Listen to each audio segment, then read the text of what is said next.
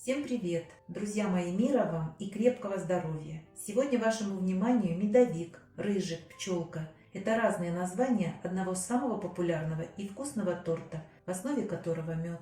Крем я готовлю на основе творожно-сливочного сыра с добавлением сливок, сметаны и сахарной пудры. Благодаря такому стабильному крему между коржами сохраняется прослойка, но в то же время коржи хорошо пропитываются. Что нам понадобится? 2 яйца, полкилограмма муки, 150 грамм сахара, 150 грамм меда, 80 грамм сливочного масла, щепотка соли, я беру 1 грамм, чайная ложка цедры лимона и чайная ложка 9 грамм соды. Если не хотите брать соду, возьмите 2 чайные ложки разрыхлителя для теста. Сотейник, желательно с толстым дном. Добавляем 150 грамм сахарного песка. Выкладываем мед и сливочное масло. Всю эту массу надо прогреть. Сахар должен полностью раствориться. Не забывайте помешивать. По времени это занимает не больше минуты. Масса не должна кипеть. Переносим на стол, высыпаем соду, перемешиваем. Сода вступила в реакцию с медом. Получается вот такая пена. Добавляем чайную ложку цедры лимона. В старинных кулинарных книгах в рецепте медовика упоминается цедра лимона. Пусть немного остынет. А мы тем временем возьмем 2 яйца, щепотка соли 1 грамм и взобьем до однородности. Беру емкость побольше, отправляю туда взбитые яйца и перемешиваю. Убедитесь, что масса уже не горячая.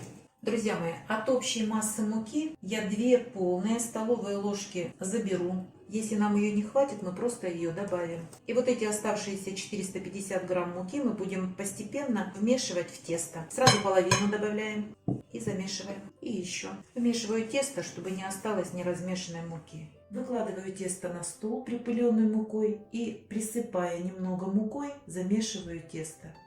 В тесто ушло 480 грамм муки. 20 грамм муки осталось. С ее помощью мы будем раскатывать коржи.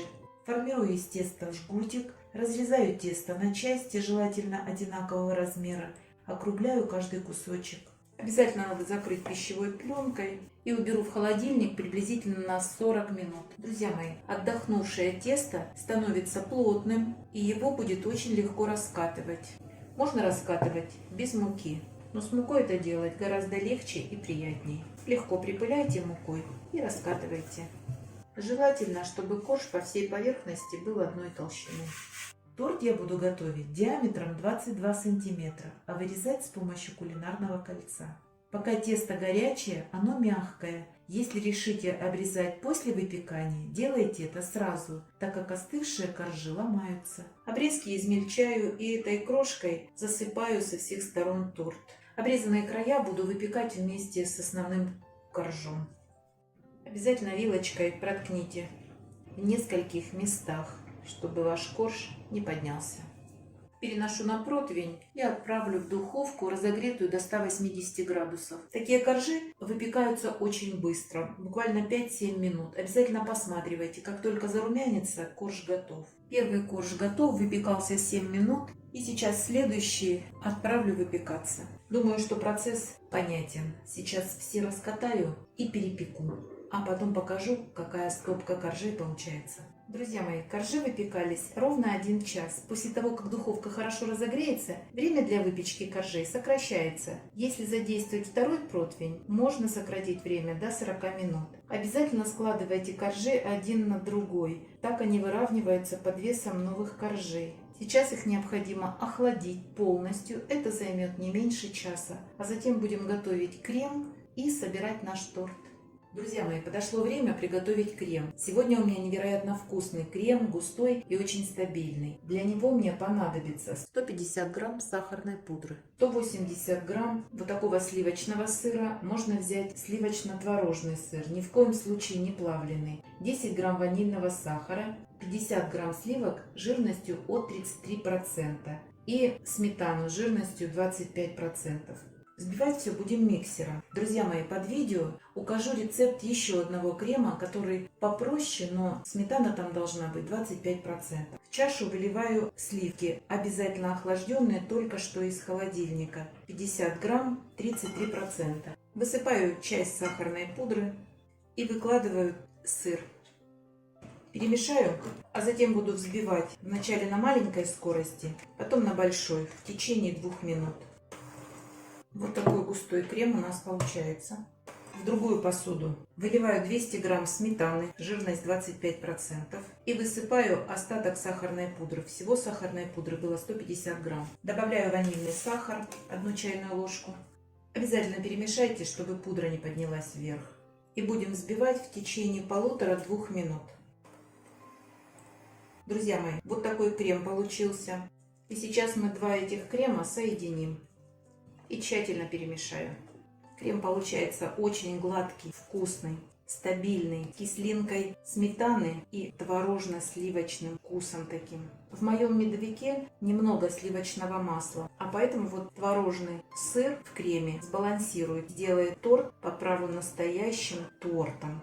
Ну вот посмотрите, вот такой очень нежный крем получается. Сейчас уберу в холодильник, предварительно затяну пищевой пленкой. Минут на 20. Пусть он у нас немного застынет и стабилизируется. Его потом пересажу в кондитерские мешки и буду собирать торт.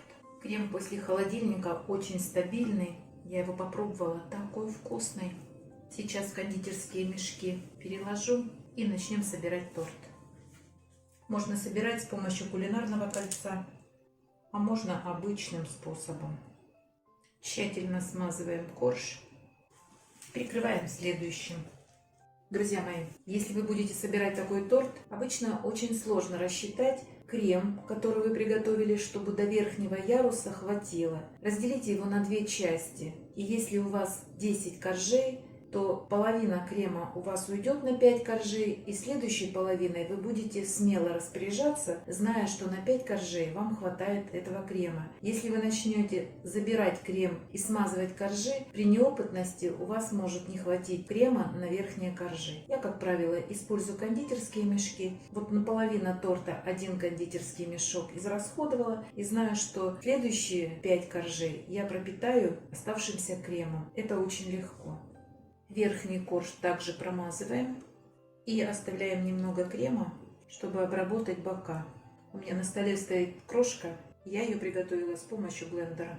А вы можете раскатать скалочкой. Оставшимся кремом я обработаю края торта. Если вы будете готовить с помощью кулинарного кольца, конечно, края у вас будут ровные, вы затянете кольцо. Но мне сегодня нужен домашний торт, и я не очень заморачиваюсь. С подложки удалять надо остатки крема перед тем, как присыпать крошку. Иначе ее будет очень сложно удалять. И я всегда использую вот такую нехитрую конструкцию, друзья мои. Так удобно, не рассыпается практически никуда крошка. Беру лопаточку и вот так распределяю, поднимая ее кверху. Засыпаем до самого верха. Остатки убираем и проворачиваем. Можно слегка прижать. И сразу же вот такой кисточкой я остатки сметаю. Торт готов. Вес его 1 килограмм 200 грамм, плюс-минус 10 грамм. Если вы не готовили с таким кремом, обязательно возьмите себе в копилочку. Вкус творожно-сливочного сыра и кислинка сметаны, да все это на фоне медовых коржей, это так вкусно и это необычно. Обязательно приготовьте с таким кремом. И, друзья наши, не забывайте подписываться на наш канал. Пока-пока!